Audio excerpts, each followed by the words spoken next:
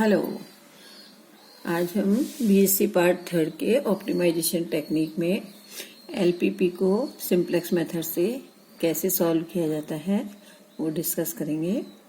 Last lecture में इसमें जो इससे जो रिलेटेड टर्म्स थी वो सारी हमने डिस्कस कर ली थी।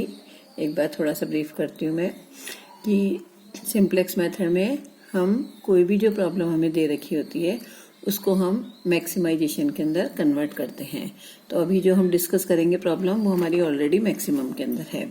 ऑप्टिमाइजेशन में हम मैक्सिमम लेते हैं। मिनिमम अगर होती है तो उसमें हम यहाँ पर माइनस माइनस करके और माइनस ऐड कर लेते हैं और ये मिनिमम में कन्वर्ट हो जाती है। सेकेंडली हम ये जो कॉन्स्टेंट्स हैं उनको इक्वेशन में कन्वर्ट करते हैं बाय एडिंग स्लैक वेरिएबल्स और सब्सट्रैक्टिंग सरप्लस वेरिएबल्स। और हम ये चेक करते हैं यहाँ पर कि ये जो b है हमारा b1 और b2 ये नॉन नेगेटिव होना चाहिए। यहाँ ऑलरेडी पॉजिटिव ही है तो कोई बात नहीं, लेकिन अगर ये सपोज करिए यहाँ -4 होता तो हम इसको x1 plus minus x2 is greater than और इक्वल टू 4 कर लेते हैं। अगर ये माइनस होता तो माइनस से पूरी इक्वेशन को मल्टीप्लाई करने पर साइन हमारा चेंज हो जाता है और ये पॉजिटिव हो जाता है। अभी हम सबसे सिंपल प्रॉब्लम देखते हैं कि इसको कैसे सॉल्व करें। तो यहाँ पर हमने maximization z is equal to 3x1 plus 2x2 means z is equal to cx। अब यहाँ x1 plus x2 less than और इक्वल टू 4 है तो लेस देन में अगर हम कुछ ऐड कर लेते हैं तो वो इक्वल टू हो जाता है। तो यहाँ हम एक वेरिएबल ऐड कर लेते हैं s1, जिसको कि हम जिस वेरिएबल को ऐड किया जाता है वो स्लैक वेरिएबल कहलाता है। तो यहाँ हमने ये x1 plus x2 plus s1 equal to 4 ले लिया। इसी तरह x1 माइनस x2 में भी कुछ ऐड किया हमने, जैसे कि s2, और उसको हमने इक्वेशन बना दिया।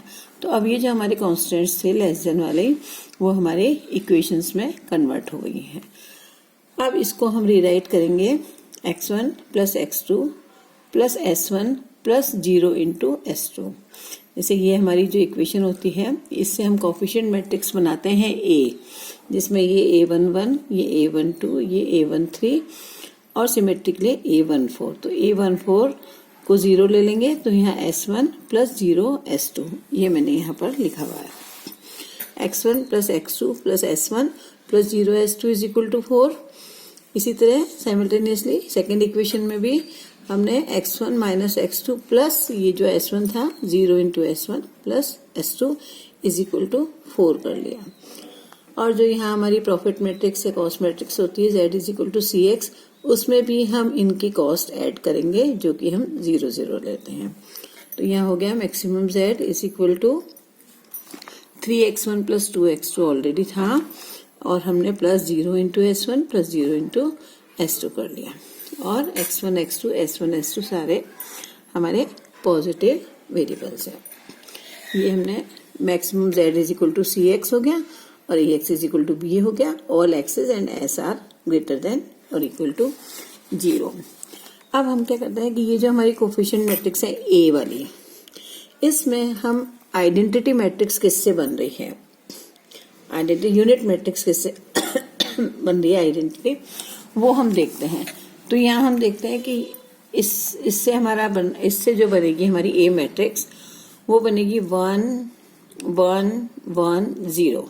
फर्स्ट रो हमारी आ गई 1 1 1 0। सेकेंड आ गई 1 -1 0 एंड 1 और x1 x2 s1 s2 is equal to 4 and 2। तो यहाँ हमारे 1 0 0 1 बन रही है। तो जिससे हमारी आइडेंटिटी मैट्रिक्स ये बन रही है उसको हम इनिशियल बेसिक फिजिबल सॉल्यूशन मान लेते हैं और इनको x1 x2 को हम 0 कर देते हैं। तो यहाँ हमने क्या किया, x1 को 0 कर दिया, x2 को 0 कर दिया। तो जब हमने x1 को 0 कर दिया, x2 को 0 कर दिया तो s1 की वैल्यू हमारी 4 आ गई। साइमल्टेनियसली x1 x2 को 0 करने पर s2 की वैल्यू हमारी 2 आ गई। तो ये जब हम यहाँ पर रखेंगे वैल्यू s1 और s2 की 4 और 2 b, जो हमारा b ये वाला आ जाएगा। फिर ये cb जो है यहाँ 0 0 लिया है कि हम ये जो कॉस्ट है ये इसकी 0 0 ले रहे हैं। तो जब हम ये सिंप्लेक्स टेबल बनाएंगे तो उसमें ये फर्स्ट बेसिक वेरिएबल है, तो बेसिक वेरिएबल हमारे आ गए S1 S2, इनकी कॉस्ट है 0 0, B है 4 और 2। अब यहाँ पर हम लिखते हैं CJ में C1 C2 C3 और C4। तो C1 हमारा 3 है, C2 2 है, C3 0 है और C4 0 है। तो ये हमने लिख दिया 3 2 0 0। X में हमारे पूरे X1 X2 S1 S2, तो X1 X2 S1 और S2। कई बार इन सबको X1 X2 X3 X4 भी लिखते हैं। कई बार ये बेसिक वेरिएबल्स को हम बीटा से और इनको अल्फा से भी रिप्रेजेंट करते हैं। तो यहाँ तक हमने ये कर लिया है। अब ये कोफिशिएंट मैट्रिक्स हमारी ये A आ गई, यहाँ पर 1 1 1 0 1 -1 0 1, ये हमने पूरी यहाँ पर लिख दी। अब इसमें हम एक निकालते हैं ZJ, जो कि CB XB के बराबर होता है, CB XB, और फिर डेल्टा निकालते हैं जो कि difference of ZJ minus CJ होता है। तो यहाँ पर CB XB 0 × 1 प्लस 0 × 1, ये हमारा ZJ हो गया। ZJ मीन्स Z1 हो गया। तो 0, ये इसका 0 आ गया, minus CJ means minus C1। Z1 is equal to 0 × 1 0 × 1 और delta 1 is equal to Z1 minus C1। तो ये 0 आया था और -3, तो ये -3 हो गया। इसी तरह Z2 क्या होगा हमारा, CB × ये X2, तो 0 × 1 प्लस 0 × -1, 0 आ गया, माइनस C2, तो ये -2 आ गया है। इसी तरह 0 × 1 0 × 1 -0, 0 × 0 0 × 1 0। ये ध्यान में रखना है हमको कि ये जो हमारा 1 0 0 1 मैट्रिक्स है, कोफिशिएंट है, इसी ऑर्डर में हम यहाँ लिखते हैं S1 और S2, इसी को ये ही लेंगे हम। और हमारा एम क्या होगा कि हम सिंपल इटरेशन से इन X1 X2 को 1 0 0 1 में कन्वर्ट आइडेंटिटी मैट्रिक्स बना लें। तो उसके लिए हम ये सारे प्रोसीजर कर रहे हैं। तो यहाँ हमारा आ गया -3 -2 0 और 0। ये जो डेल्टा J है उसकी वैल्यू हमारी यहाँ आ गई। अब इसमें हम क्या करते हैं कि जो मोस्ट नेगेटिव टर्म है, जैसे कि यहाँ पर -3 है, इसको हम एंटरिंग वेक्टर मान लेते हैं। मीन्स कि जो हमने हमारा बेसिक सॉल्यूशन लिया है जिसमें कि वेरिएबल S1 और S2 हैं, उनसे हमें ऑप्टिमम सॉल्यूशन नहीं मिल रहा है। इसकी जगह हमारा जो एंटरिंग वेक्टर है वो X1 होना चाहिए। तो अब X1 होना चाहिए मीन्स S1 या S2 दोनों में से किसी एक को बाहर जाना है। तो हम मोस्ट नेगेटिव देख के तो ये कर लेंगे कि एंटरिंग वेक्टर हमारा ये वाला है, लेकिन आउटगोइंग कौन सा है उसके लिए हम क्या करेंगे, XB divide by entering vector, corresponding element of entering vector. तो हमारा एंटरिंग वेक्टर ये है। अब XB 4 है, 4 डिवाइड बाय 1 2 डिवाइड बाय 1, इनका मिनिमा, इस रेशो का मिनिमा रेशो क्या है, तो वो हमारा इससे 4 आएगा और इससे 2 आएगा। तो यहाँ हमने ले लिया 2, तो 2 मीन्स S2, इससे इस 2 से हमारा मिनिमम रेशो आ रहा है। इसका मतलब एंटरिंग वेक्टर हमारा X1 हो गया और आउटगोइंग या डिपार्टिंग वेक्टर हमारा S2 हो गया। Means initial basic feasible solution में जो हमने S1 और S2 लिए थे उसकी जगह S1 और X1 अब हमारे बेसिक सॉल्यूशन के अंदर आ गए। लेकिन जरूरी नहीं कि वो भी हमें ऑप्टिमम सॉल्यूशन दें, तो ये हम चेक कर रहे हैं। अब हम S2 को तो निकाल देंगे बाहर और S2 की जगह X1 कैसे लेगा वो अपन फिर वापस से स्टेप देखेंगे। तो ये कहलाएगा हमारा एंटरिंग वेक्टर, ये कहलाएगा हमारा डिपार्टिंग वेक्टर, और इन दोनों का जो इंटरसेक्टिंग सेल है वो हमारा कहलाएगा की एलिमेंट। तो यहाँ पर की एलिमेंट हमारा है 1।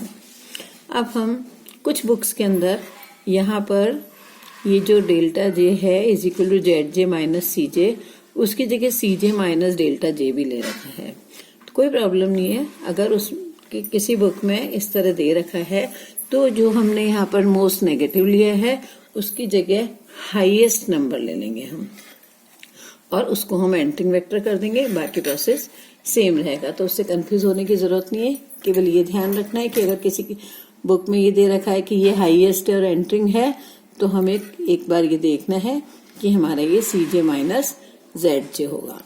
ये हमने कर लिया प्रोसेस। अब जो हम नई टेबल बनाएंगे, उस टेबल में सबसे पहले हम ये S2 वाली रो लिखेंगे। S2 वाली रो कैसे लिखेंगे हम, कि इस की एलिमेंट से इस पूरी रो को डिवाइड कर देंगे, तो वो हमारी नई रो बन जाएगी। तो नई रो में हम देखेंगे ये हमारी नई रो हो गई। सिंपली इस 1 से इस पूरी रो को डिवाइड करने पर हमारी नई रो ये बन गई है। अब हम ये हमारी नई रो बन गई है। और एक चीज और चेक करने की है यहाँ पर कि ये जो हमारा एंटरिंग वेक्टर हो गया x1, तो इसमें अभी 1 और 1 था ये, तो अब ये हमारा 0 1 होना चाहिए। मीन्स इसमें तो हमने 1 से जो भी एलिमेंट यहाँ पर होगा, सपोज करो 5 होगा, तो पूरी रो को 5 से डिवाइड कर देंगे तो यहाँ पर तो 1 आ जाएगा, लेकिन बाकी इस कॉलम के जो एलिमेंट हैं वो 0 होने चाहिए। तो इस रो को लिखने के बाद हम मान लीजिए इस रो को लिख रहे हैं, तो यहाँ हमारा 0 आना चाहिए। तो इसको 0 कैसे बना सकते हैं हम, कि 1 माइनस 1 करें, तो 1 माइनस 1 ये हमारा 0 हो जाएगा। इसी तरह इस एलिमेंट को हम कैसे लिखेंगे, यहाँ पर